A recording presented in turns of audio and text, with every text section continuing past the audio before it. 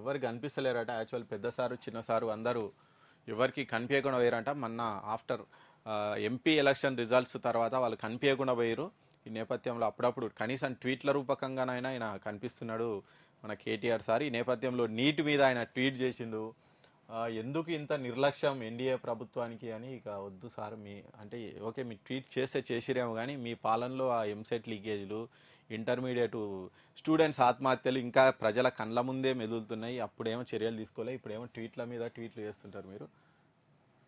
Okay, ఇక Harish Rao fire అయ్యిండు.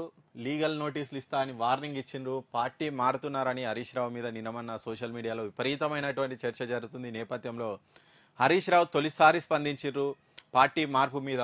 నా క్రెడిబిలిటీ దెబ్బతీయాలనుకుంటే సహించను. నిరుద్యోగులను మోసం చేసిన కాంగ్రెస్ సర్కారు పింఛన్ల పెంపు, జాబ్ క్యాలెండర్ ఏమైనాయి? చంద్రబాబును చూసి నేర్చుకోండి.